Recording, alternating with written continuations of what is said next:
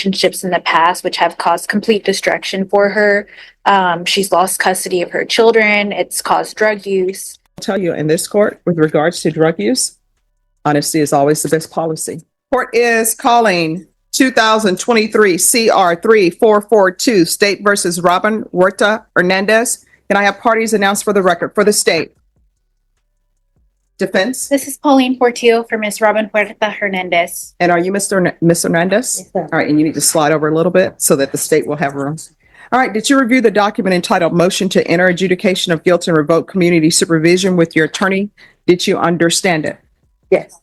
Are you the same Robin Huerta Hernandez who was placed on deferred adjudication in 2023 CR 3442 for the offense of possession of a controlled substance, penalty group 1 gram to 4 grams on August 17, 2023 for a period of 2 years? Is that you?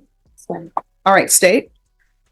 Your Honor, we wish to proceed on violation of condition number 4 in Bexar County, Texas. The defendant, Robin Huerta Hernandez, did then and there fail to report to the supervision officer as directed for the months of April, May, June, July, August, and September 2024 in violation of condition number 4.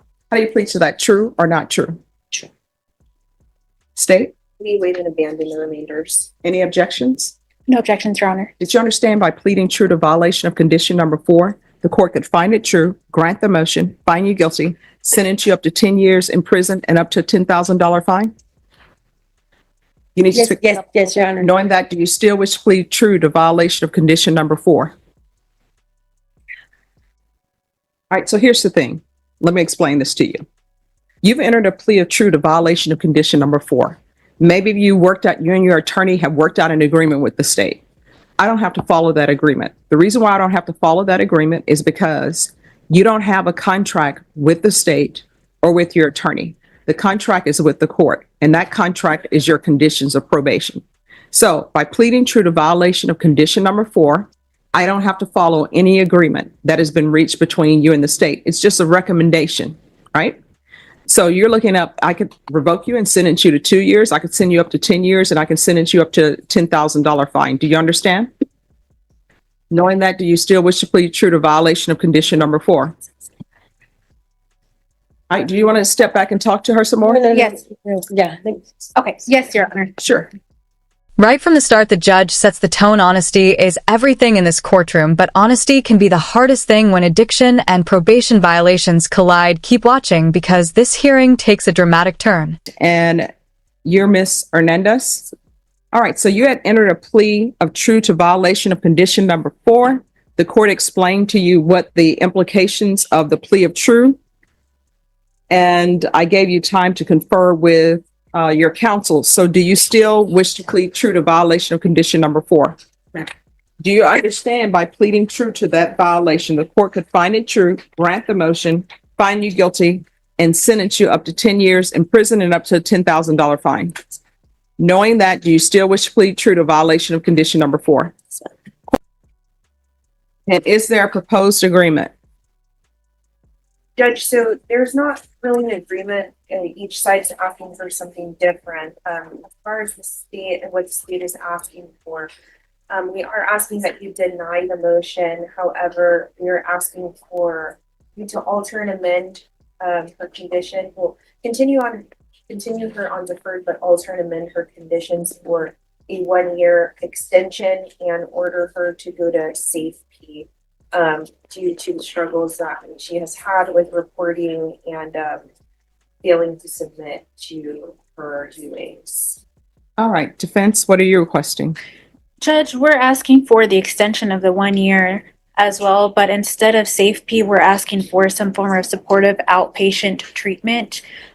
Since Miss Huerta Hernandez was released, she's been doing almost daily NA meetings online. She's been checking in with Miss Lanier, her pretrial supervision officer, which I have an email from her in Defendant's Exhibit 1 that she's been in full compliance, no violations on her GPS. Any I objection have a to? chance to review it. I have no objection. All right, I'll review that.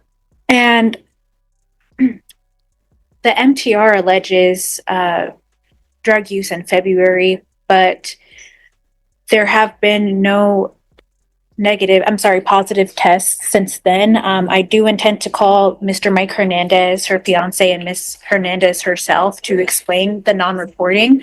I urge the court, if they're between making a decision between safety and what I'm asking for, which is a supportive outpatient program, that they send Miss Huerta Hernandez for drug testing. I do believe she's going to come up negative. And I do believe that I'm going to put on some evidence. So why hasn't she been reporting? By pleading true, Robin is admitting she failed to report for nearly 6 months. That one word, true, gives the judge the power to sentence her up to 10 years in prison. Think about that one admission, and her entire future hangs in the balance. Judge, it seems like around the time that she stopped reporting in March, she was dealing with some homelessness. And she recently connected with her fiance, and she's now living with him, which was not a circumstance back when she stopped reporting. He's been keeping her on track, helping her to get clean, helping her to look for employment. She has been a victim of abusive relationships in the past, which have caused complete destruction for her. She's lost custody of her children. It's caused drug use. It's led to a diagnosis of bipolar disorder and depression. And so at this point, I think she is in the best position with the support of her fiance, with the support of her fiance's mother, who have been waiting here all day for her.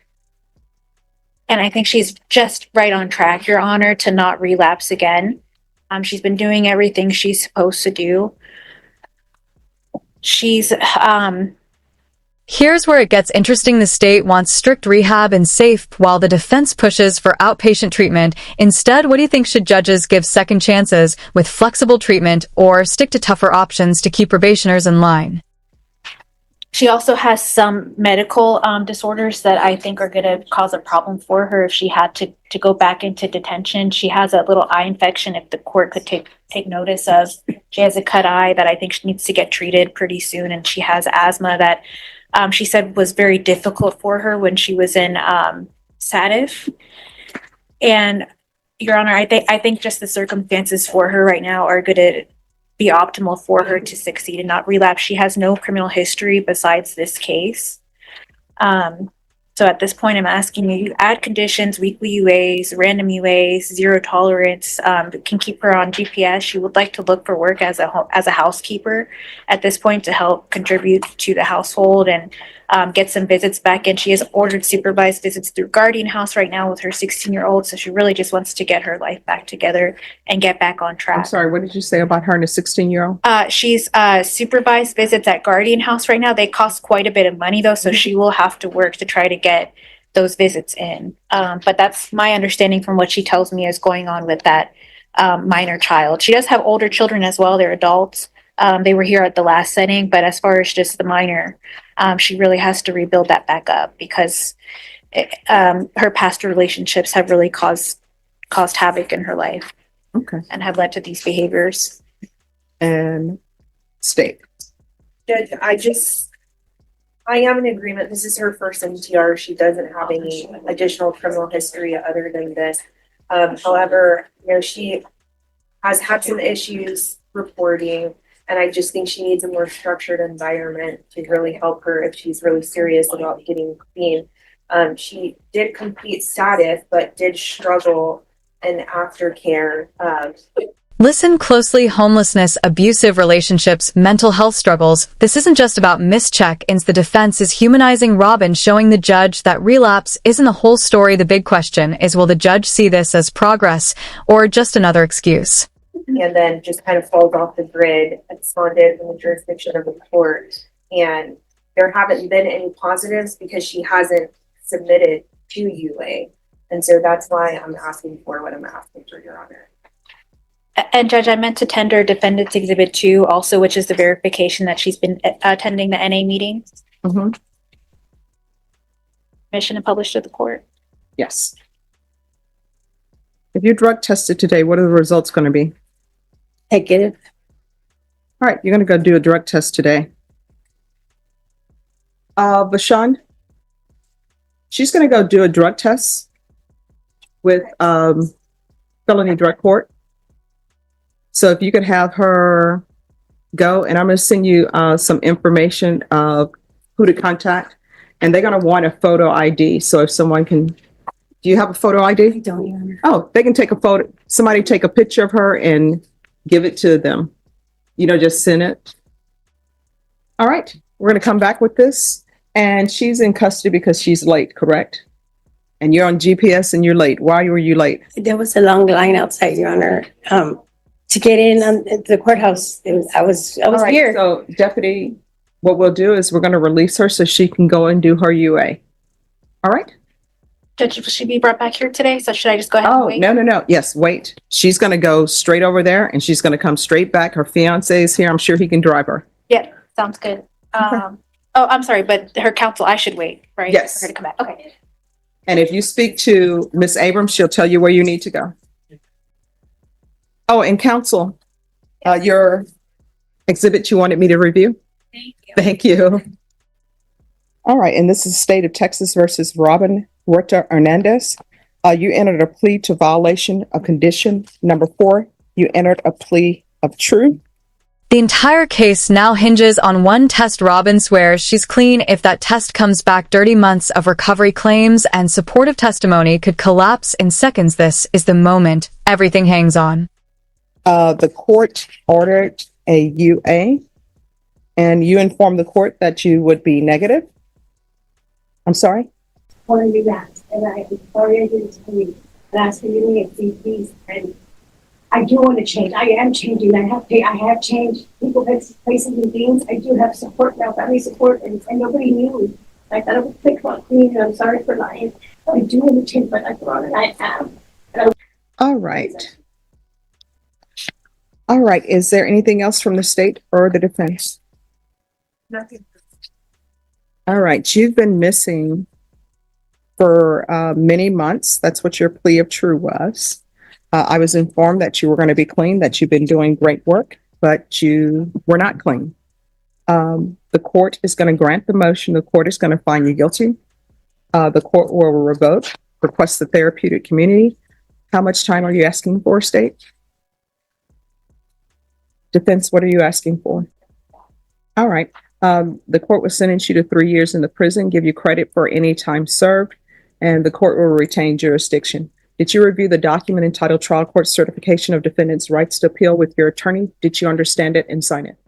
And just like that, it's over. The failed drug test seals her fate. 3 years in prison. Notice the judge's words. He emphasizes that honesty is always the best policy. It's a powerful reminder in this courtroom deception carries the heaviest cost. You do have a limited right to appeal. That right to appeal is as it relates to the allegations in the motion, not the fact that you are on deferred adjudication. Because this is a felony conviction, you're not allowed to own or possess any weapons or ammunition. If you have a question over what a weapon or ammunition is, you'll need to speak to an attorney. Do you understand? All right, we can go off the record. Good luck to you. I will tell you in this court, with regards to drug use, honesty is always the best policy. All right, good luck to you.